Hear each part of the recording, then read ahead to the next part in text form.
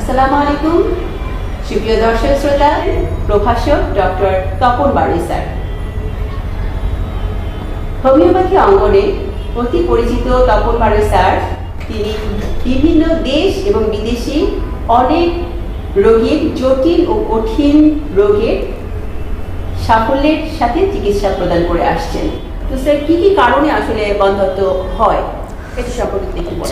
আমি অনেকগুলি কারণ আছে, তারপরে একদম কমন যারা মহিলা এবং পুরুষ উভয়ের ক্ষেত্রে যে কমন কারণ, তার প্রধান কারণ হচ্ছে দেরিতে বিয়ে করা। এটা এখন একটা টেন্ডেন্সি বা মানুষ এস্টাবলিশড হওয়ার জন্য হোক, যে কোনো কারণেই হোক, এখন দেরি করে বিয়ে হওয়া।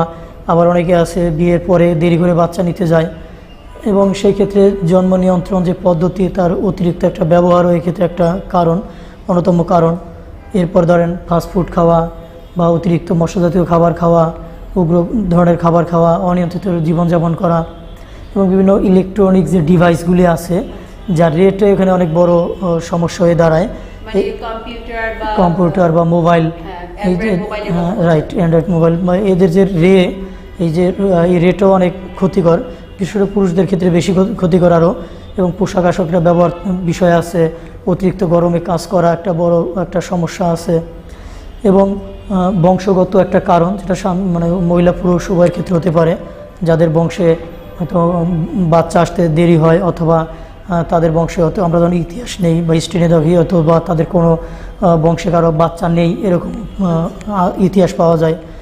ফলে এই সমস্ত কারণ উভয়ের ক্ষেত্রেই একটা বড় সমস্যা। আবার জেনেটিক্যালি চলে এসে আবার যাদের জটিল রোগ হয়, ডায়াবেটিস টাইপের, ক্যান্সার টাইপের বা এরকম জটিল টাইপের যে রোগগুলি আছে, এই রোগগুলির কারণে আবার সমস্যা হতে পারে। কিছু কিছু ক্ষেত্রে আবার কিছু রোগ যখন সাপ্রেসড হয়ে যায় বা কোনো বিশদ চিকিৎসার ফলে সেটাকে চাপা দেওয়া হয়, ওই রোগটা সাপ্রেসড হয়ে গিয়ে তার যে এই রিয়াকশন বা তার যে একটা ক্ষতিকর প্রভাব হিসেবে অনেক সময় বাচ্চা আসতে সময় লাগে বা সমস্যা হয়, সেক্ষেত্রে বন্ধ্যত্বের সৃষ্টি হতে পারে। যেটাকে আমরা বলি যে চিকিৎসার পার্শ্বপ্রতিক্রিয়া। স্যার, এই পর্যায়ে একটু আমাদেরকে বলবেন কি যে মহিলাদের ক্ষেত্রে আসলে কি কি ধরনের কারণ থাকতে পারে বন্ধ্যত্ব হওয়ার? ধন্যবাদ। মহিলাদের দিক থেকে প্রথমে তাদের যে সমস্যাটা থাকে সেটা হচ্ছে তার, যেহেতু এখানে গুরুত্বপূর্ণ ভূমিকা পালন করে ওভাম বা আমরা যাকে বলি ডিম্ব, এই ডিম্ব এবং তার যে ইউটেরাস বা জরায়ু, এই দুইটা ফাংশন হচ্ছে এখানে গুরুত্বপূর্ণ। তো এইটা যদি কোনো জন্মগত ত্রুটি থাকে, অথবা কারো জন্মগত ত্রুটির কারণে দেখা গেছে যে ওভারি ঠিকমতো ডেভেলপ হয় নাই, এরকম সমস্যা দেখা যায়। অথবা সে দীর্ঘদিন যাবৎ জন্ম নিয়ন্ত্রণ বিভিন্ন ওষুধ ব্যবহার করে আসছে, তো ফলে এই কারণ থাকতে পারে। অথবা সে যদি বারবার এমআর বা ডিএনসি করার মতো যদি ইতিহাস থাকে, সেক্ষেত্রেও সমস্যা হতে পারে। আবার জরায়ু ওভারিতে যদি তার টিউমার সিস্ট থাকে, সেক্ষেত্রে সমস্যা হয়। সার্ভিক্সে যদি পলিপ থাকে, সেক্ষেত্রে সমস্যা হতে পারে। এরকম অনেকগুলি সমস্যার কারণে মূলত হয়। আবার সেক্ষেত্রে তার লাইফ স্টাইল একটা বড় বিষয়, বংশগত যে একটা কারণ থাকে, আমি অলরেডি বলে ফেললাম। হরমোনাল কিছু বিষয় থাকে। তো এরকম নানাবিধ সমস্যার কারণে মূলত মহিলাদের এই বন্ধ্যত্ব দোষটা চলে আসে। আর স্যার, পুরুষদের ক্ষেত্রে তাহলে একটু তো মহিলাদের সমস্যাগুলো আমরা জানলাম, পুরুষদের ব্যাপারটা তো একটু আলাদা। পুরুষদের কি ধরনের কারণ থাকতে পারে বন্ধ্যত্ব হওয়ার? ধন্যবাদ।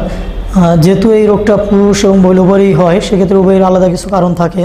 সেক্ষেত্রে পুরুষদের যে সমস্যা থাকতে পারে যে তার যে শুক্রাণু যে বা স্পাম, এই শুক্রাণুটা অথবা তার গঠনগত ত্রুটি থাকতে পারে, অথবা এমনও হচ্ছে যে তার তো তৈরি হচ্ছে না শুক্রাণু, এরকমও সমস্যা থাকে। অথবা মৃত শুক্রাণুর পরিমাণটা বেশি থাকে। এছাড়া তাদের সিনথেটিক টাইপের যে কাপড় আছে বা গরমে কাজ করা, বা অনেকে আছে প্যান্টে মোবাইল রাখে, এই যে মোবাইল একটা রে, এই কারণে তার যে স্ক্রুটামের উপর একটা রে বা একটা গরমের জন্য অনেক সময় আছে এখানে মানে সমস্যা।